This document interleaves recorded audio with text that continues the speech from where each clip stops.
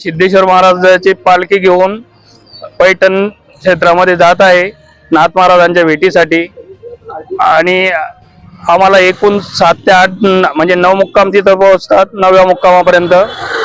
आणि आमच्या महाराजांचं आपल्या सिल्लोड तालुक्याचं कुलदैवत श्रद्धास्थान